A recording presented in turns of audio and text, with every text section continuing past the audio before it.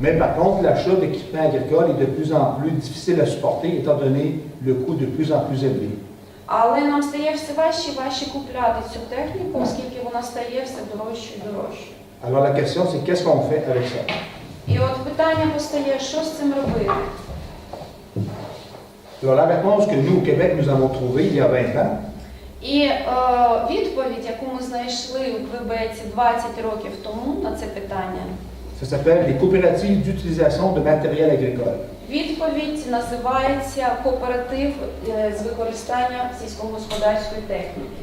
En fait, le but ou l'objectif de la CUMA, c'est l'utilisation en commun de machinerie, d'équipements, d'intrants ou d'outillage, et ce, au moindre coût possible.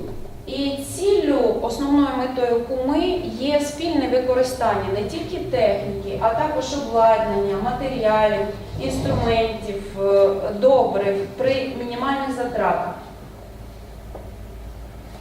On sait tous que lorsqu'on achète de la machinerie de façon individuelle, ça absorbe d'importants capitaux. І ми знаємо, якщо ми поодинці будемо купляти цю техніку, то вона поглинатиме майже весь наш капітал. Ça engendre les coûts de production de plus en plus élevés. І таким чином витрати на виробництво будуть дуже зростати. Il reste peu de marge de manœuvre pour investir dans d'autres domaines, dans І d'autres в нас не domaines. буде залишатися коштів, щоб вкладати ще кудись в наше виробництво. Le modèle de CUMA permet de contrer tous ces problèmes-là, ça va permettre de réduire nos coûts de production. І оця модель КУМа, вона дозволяє подолати ці проблеми і зменшити наші витрати виробничі. Puisqu'étant donné qu'on peut acquérir des équipements modernes pour tout le monde, ça permet de diversifier, de moderniser et de diversifier l'entreprise. І оце надбання цієї техніки разом спільно дозволяє нам урізноманітнювати наше виробництво. Puis en ayant des équipements plus performants, mais ça permet d'assurer la croissance aussi de la ferme. І також дозволяє нам зрост нашого виробництва. En fait, la façon dont la CUMA fonctionne, Яким чином працює КУМа? c'est que la CUMA est une entité qui devient légale, c'est elle qui fait les acquisitions d'équipements. C'est la CUMA qui achète la machinerie. З легальної точки зору саме КУМа є власником техніки. Це КУМа купує техніку. Et les membres en sont les utilisateurs. А члени кооперативу є користувачами цієї техніки. Alors les membres signent un contrat d'engagement envers la CUMA pour l'utilisation de l'équipement comme tel. І кожен член кооперативу підписує з КУМою договір про використання цієї техніки. А розшифруйте КУМа. КУМа – це є кооператив з використання сільгосптехніки, il faut déchiffrer CUMA і demande. Але ми взяли абревіатуру французьку, залишили, бо воно дуже благозвучно для використання і для вас буде зрозуміло. Легше запоминати. Так, так. Alors la façon dont le CUMA est structuré, c'est relativement simple. Ici, il y a la CUMA. Яким чином працює КУМа? Структура досить проста. От у нас КУМа кооператив з використання сільгосптехніки. La CUMA, elle est gérée par un conseil d'administration. Керується, управляється КУМа правлінням. Et la CUMA possède ce qu'on appelle des branches d'activité ou des équipements agricoles. І в КУМі КУМа складається з різних гілок діяльності. Et chacune des branches est représentée par un équipement agricole.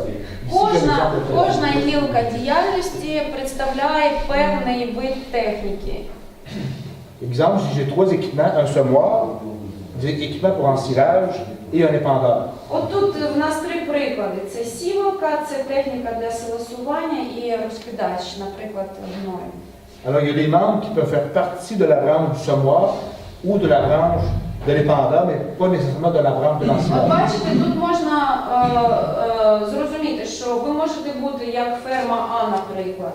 Ви можете бути членом гілки сівалка і бути членом гілки розкидач, але при цьому не бути членом гілки техніка для силосування. Et chacune des branches d'activité, il y a un responsable qui voit à son bon fonctionnement. І в кожній гілці є відповідальний, який відповідає за правильне функціонування його гілки. Et le responsable est généralement un des membres utilisateurs de l'équipement.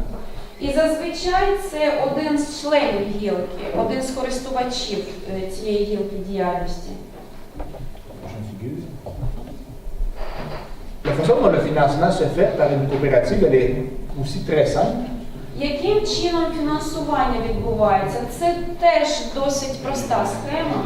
En fait, il y a deux sources de financement. La première, ce sont les membres. У нас два основні джерела. Перше джерела – це члени кооперативу. D'abord, ce sont les membres qui fournissent 20% du coût de la valeur de la machine. Вони на початку мають сплатити 20% від купівельної вартості техніки. Et la CUMA fait l'emprunt pour 80% du montant. А решту 80% – це кредит, який надає цим виробникам кума. Alors, puisque la CUMA est une entité qui est légale, l'engagement des membres se limite aux 20% de l'autofinancement. І кума – це юридична особа, і тому вона несе відповідальність за той кредит, а з легальної точки зору сам член кооперативу несе відповідальність лише за ці 20% внеску на володіння. Alors, comme j'expliquais tantôt, la CUMA elle est gérée par un conseil d'administration. Як я тільки що вже пояснював, кума керується правлінням. Et ce conseil a tous les pouvoirs pour gérer toutes les affaires de la coopérative. І це правління має повноваження для того, щоб управляти всіми справами щодо кооперативу. La prochaine figure. Alors, le coût d'utilisation de l'équipement, elle est simple, c'est que les frais d'utilisation, ils doivent être réduits au minimum. Вартість використання техніки розрахувати не складно. Зазвичай вартість використання знижується, мінімізується, знижується до мінімуму. Et ces coûts, ils sont calculés en fonction du pourcentage d'utilisation de chacun des membres. І потім вони сплачуються згідно відсотковому користуванню технікою кожного члена. Alors, puisqu'on veut des dépenses au moindre coût, il n'y a aucune notion de profit.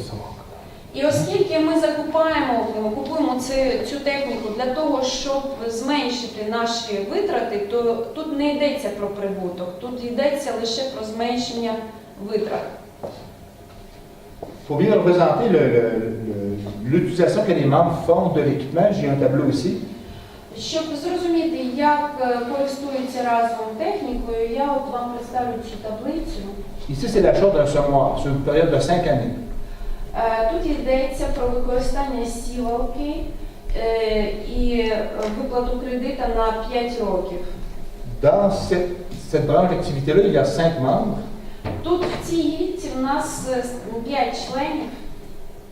Et chacun des 5 membres s'est engagé dans le contrat d'engagement au nombre d'hectares total. І кожен з цих членів бере на себе відповідальність використовувати цю техніку на певній кількості гектарів. І отут в нас це ці... Dans le contrat d'engagement, les membres se sont engagés à faire 370 hectares. Тобто, виходить, що всі вони разом беруть на себе відповідальність, що вони будуть працювати на 370 гектарах цією технікою. Ici, dans l'exemple, le membre A Наприклад, член А utilise 60 hectares. всього 60 гектарів має обробити. Donc, lui, il va assumer 16% des coûts d'opération. Тому він має сплачувати 16% операційних витрат.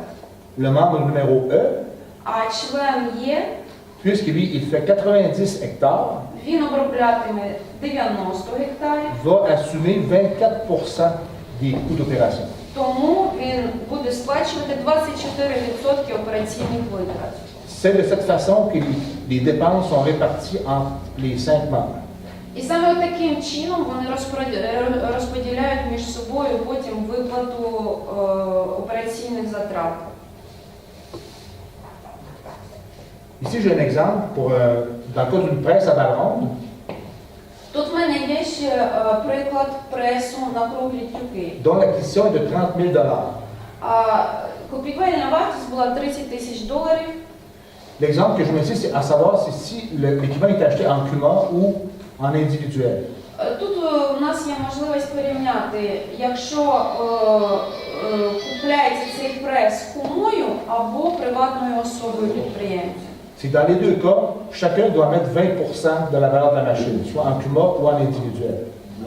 В обох випадках первісний внесок на володіння має бути $6,000.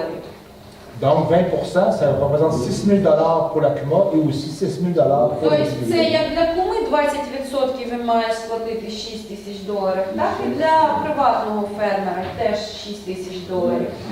Ce qui représente $1 500 par membre, puisqu'il a 4 membres. $1,500 виходить на одного члена гілки, бо їх 4 члени в одній гілці. Donc la partie qui est à financer est de $24 000.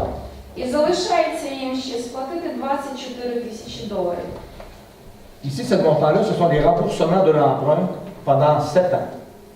Оце вартість, яку вони мають сплачувати цю суму протягом 7 років.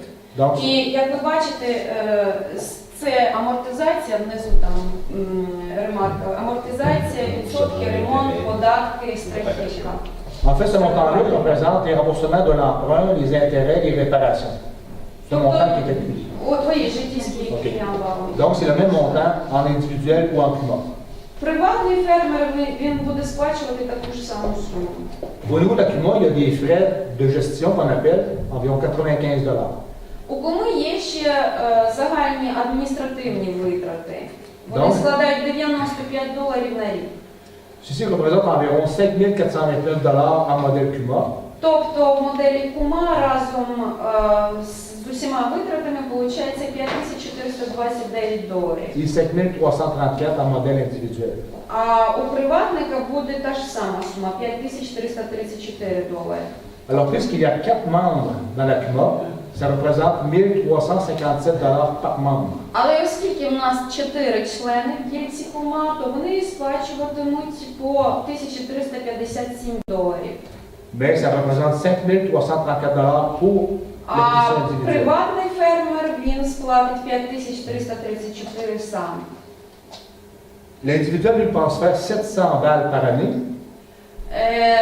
Приватний фермер при цьому зробить 700 тюків, Donc, ça coûte $7,62 par balle. і кожен тюк йому коштуватиме $7,62.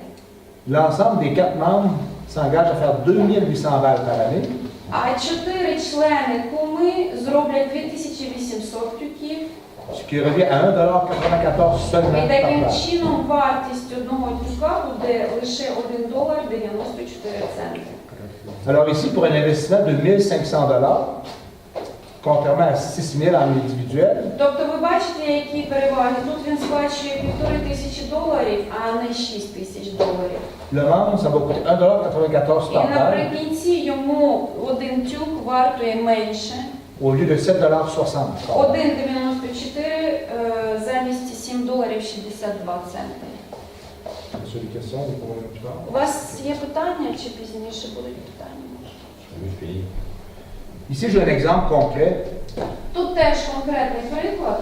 C'est comme on disait tantôt, Luc Chassé, sa ferme est membre de 5 branches d'activité. Як ми вже казали, Люк Шассе, він є членом 5 гілок діяльності. Il est membre d'une andonneuse pour la récolte des céréales. По-перше, це валкувач для збору зернових, Il est membre aussi d'une presse à grosse dalle carrée. прес на великі квадратні тюки, Il est membre aussi d'une enrobeuse à grosse dalle carrée. пакувальник на квадратні тюки, Il est membre d'un rouleau pour la finition du champ. ущільнювач ґрунту в ліліон або каток, як його ще називають, Et il est membre aussi d'un semoir à plante і fourragère. сівалка в ліліон. Si la ferme aurait eu à acheter ces 5 équipements en individuel, il aurait dû débourser $144 000. Тобто, бачите, якщо б він сам один вирішив купити все це обладнання, він би сплатив $144 000.